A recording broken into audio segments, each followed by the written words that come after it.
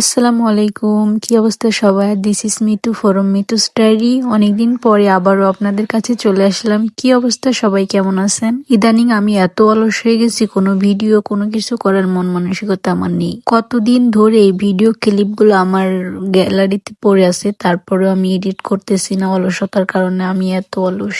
এই ভিডিওটা ছিল ফেব্রুয়ারি মাসের 2 তারিখে। 2 তারিখে আমার একটা বিশেষ দিন ছিল, সবচেয়ে সুন্দর একটা দিন আমার লাইফের। এই দিনটা শুধু আমার জন্য সুন্দর না, প্রত্যেকটা মেয়ের জন্য এই দিনটা বিশেষ দিন। দিনটা একটু খুব ভালো করে কাটানোর জন্য আমি ভাবলাম আমার কাছের মানুষদের নিয়ে দিনটা একটু ভালো করে কাটানো যাক।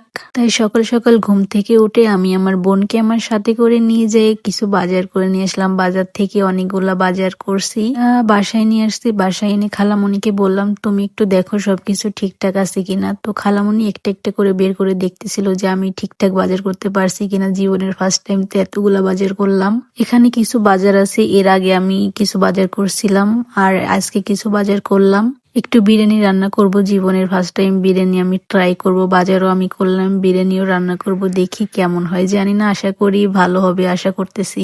এখানে খালামণি একটা একটা করে বাজার করে দেখতেছিল আমি কোনো কিছু ভুলে আসছি কিনা, সব ঠিকঠাক আছে কিনা, তাই দেখতেছিল। পরে যখন দেখলো যে না, আমি সবকিছু ঠিকঠাক আনতেছিলাম, তাই আবার সব বাজার আবার ঢুকিয়ে রাখলো। তোমরাও জানাবা যে আমি কি বাজার ঠিকঠাক করতে পারছি কিনা। এখানে সবকিছু ছিল, তেল ছিল, পেঁয়াজ ছিল, আমি পোলাও চালও আনছি, চিনি আনছি, বিরিয়ানির মশলা আছে, আদা আছে, শুকনা জাল আছে, টক দই আছে, কাঁচামরিচ আছে। তো সবকিছুই দেখলো খালামণি যে ঠিকই আছে, তো আবার সবকিছু ঠিকঠাক রেখে দিতেছে। আমি সব কিছু ক্লিপ নিয়েছি, এক এক করে আপনাদের সাথে শেয়ার করব। ভিডিও ক্লিপগুলো আমি অনেক নিছি, তাই ভিডিওটা অনেক বড় হয়েছে, তাই সবটুকু ভিডিও তো আমি আপনাদের দেখাইতে পারবো না।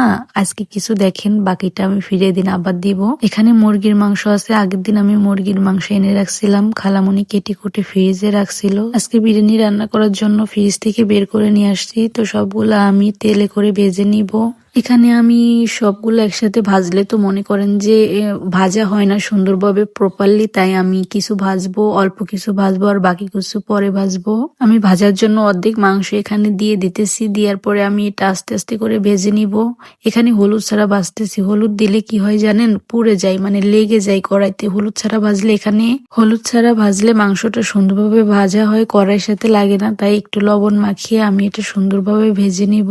আমাকে অনেকেই হেল্প করতেছিল, আমি তো একা পারবো না। আর আমি পুরো রান্নাটা আমিও করিনি, আমার খালামণি আমাকে হেল্প করছে। আমি কিছু রান্না করছি, বাকি রান্না খালামণি করছে। কারণ এতগুলা বিরিয়ানি এত মানুষের জন্য আমি তো রান্না করতে পারবো না, কারণ আমি ভালো রাঁধুনি না। আমি কিন্তু নিজের জন্য তাই রান্না করতে পারি না, তাই এতগুলো মানুষের জন্য আমি রান্না করবো এটা ভাবাই যায় না। তাই আমি খালামণিকে বললাম আমি তোমাকে একটু হেল্প করি আর তুমি আমাকে বাকি হেল্পটুকু করে দিও। খালামণি বলছে ঠিক আছে, আমি বাকি রান্নাটুকু করে দিব। আজকের ভিডিওটা এই পর্যন্ত। তো বাকি রান্নাটা দেখার জন্য অবশ্যই আমাকে ফলো করে রাখবেন, আর বাকি ভিডিওটা দেখার জন্য সেই পর্যন্ত সবাই ভালো থাকবেন, সুস্থ থাকবেন, আমার জন্য দোয়া করবেন। আল্লাহ হাফেজ।